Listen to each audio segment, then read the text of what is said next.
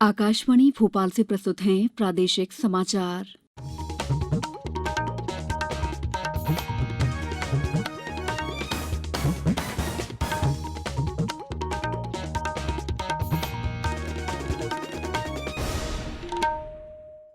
नमस्कार, समाचारों के साथ मैं दीपा सिंह। पहली एक अपील। देश भर में 18 साल से अधिक आयु वर्ग के लिए सरकारी केंद्रों में निःशुल्क कोविड टीकाकरण अभियान जारी है। युवाओं से आग्रह है कि टीका जरूर लगवाएं और अन्य लोगों को भी इसके लिए प्रोत्साहित करें। जब तक आवश्यक न हो घर से बाहर न निकलें और सुरक्षा के 3 सरल उपायों का पालन करें। मास्क लगाएं, 2 गज की सुरक्षित दूरी बनाए रखें, हाथ और चेहरा साफ रखें। कोविड संबंधी जानकारी और मार्गदर्शन के लिए राष्ट्रीय हेल्पलाइन नंबर 01123978046 और 1075 पर संपर्क करें। सबसे पहले मुख्य समाचार। मुख्यमंत्री शिवराज सिंह चौहान ने 21,000 से ज्यादा बेटियों के खातों में 5 करोड़ 99 लाख रुपए की छात्रवृत्ति अंतरित की। राज्यपाल मंगूभाई पटेल ने मुख्य न्यायाधीश रवि कुमार विजय मलिमत को पद की शपथ दिलाई। प्रदेश में नवरात्रि का पर्व परंपरागत श्रद्धाभाव के साथ मनाया गया और सागर स्थित हरिसिंह गौर केंद्रीय विश्वविद्यालय में 25 अक्टूबर से स्नातकोत्तर और पीएचडी की कक्षाएं कैंपस में लगेंगी। अब समाचार विस्तार से। मुख्यमंत्री शिवराज सिंह चौहान ने कहा है कि लाडली लक्ष्मी योजना समाज का दृष्टिकोण बदलने का प्रयास है। उन्होंने आज भोपाल में राज्य स्तरीय लाडली लक्ष्मी उत्सव को संबोधित करते हुए कहा कि समाज को यह समझना होगा कि बिना बेटियों के परिवार, समाज और राष्ट्र नहीं चल सकता। इस मौके पर उन्होंने 21,550 लाडलियों के खातों में 5 करोड़ 99 लाख की छात्रवृत्ति का ऑनलाइन अंतरण किया। उन्होंने कहा कि जिन बच्चियों के माता पिता नहीं हैं या जिन्हें जन्म लेने के बाद छोड़ दिया गया है, उन्हें भी इस योजना का लाभ मिलेगा। मुख्यमंत्री ने कहा कि ये योजना इस सोच के साथ अस्तित्व में आई है कि बेटी को बोझ न माना जाए। राज्य सरकार ने इस योजना के लिए 47,200 करोड़ रुपए की राशि का प्रावधान किया है। कार्यक्रम में लगभग 40 लाख लाडली लक्ष्मी और बेटियों को वर्चुअली जोड़ा गया। राज्य स्तरीय लाडली लक्ष्मी कार्यक्रम के उपलक्ष्य में प्रदेश के प्रत्येक आंगनबाड़ी और पंचायत भवनों में वर्चुअल कार्यक्रम भी आयोजित किए जाएंगे। कार्यक्रम में आध्यात्मिक गुरु सुश्री आनंद मूर्ति गुरु मां भी उपस्थित थीं। अशोकनगर जिले में 42,000 बालिकाओं को लाडली लक्ष्मी योजना का लाभ मिला है। मध्य प्रदेश उच्च न्यायालय के नए मुख्य न्यायाधीश रवि विजय कुमार मलिमत को आज भोपाल में राज्यपाल मंगूभाई पटेल ने शपथ दिलाई। इस अवसर पर मुख्यमंत्री शिवराज सिंह चौहान और गृह मंत्री डॉक्टर नरोत्तम मिश्रा भी मौजूद थे। मुख्यमंत्री ने मुख्य न्यायाधीश को शुभकामनाएं देते हुए विश्वास जताया है कि वे न्यायिक क्षेत्र में अनूठे प्रतिमान स्थापित करेंगे। प्रदेश में खंडवा लोकसभा और 3 विधानसभा सीटों के उपचुनाव के लिए अब तैयारियां तेज हो रही हैं। नाम वापसी के अंतिम दिन खंडवा में किसी भी प्रत्याशी ने नाम वापस नहीं लिया है। इस तरह अब 16 प्रत्याशी चुनावी मैदान में हैं। वहीं सतना जिले के रैगांव में 16 उम्मीदवारों को कल चुनाव चिन्ह आवंटित कर दिए गए। जोबट में 6 और पृथ्वीपुर में 10 प्रत्याशी नाम वापसी के बाद मैदान में हैं।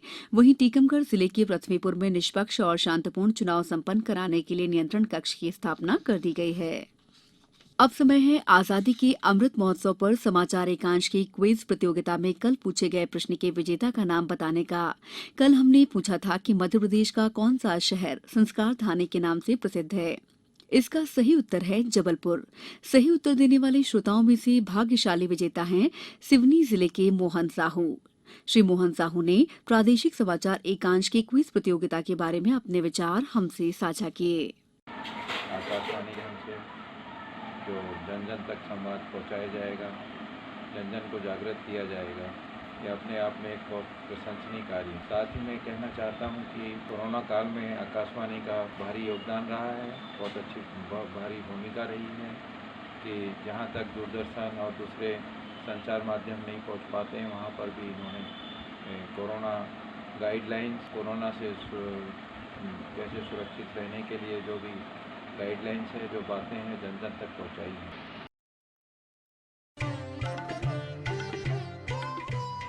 कोविड-19 से बचाव और सुरक्षित रहने के 3 उपाय।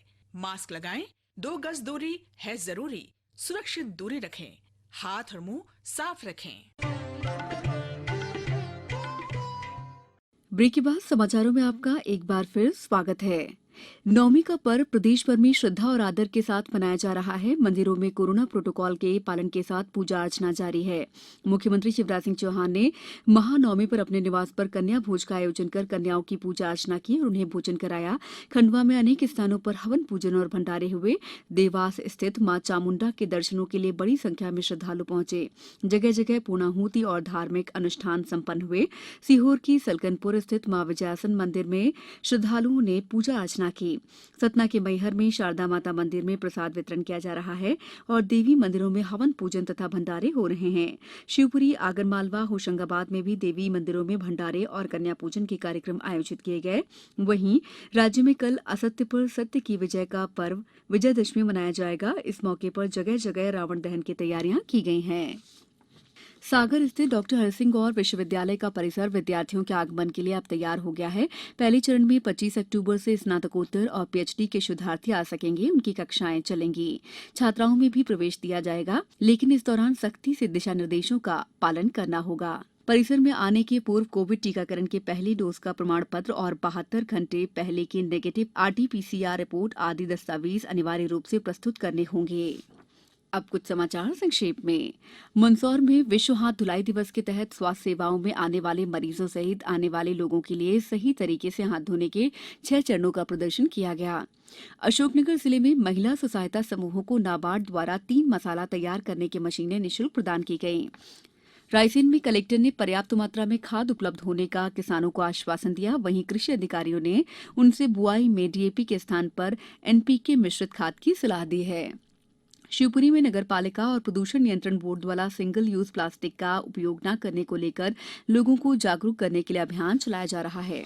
बुलेटिन के अंत में आप सभी से एक अपील, मास्क और 2 गज की दूरी, हाथ धोना भी है जरूरी। नमस्कार।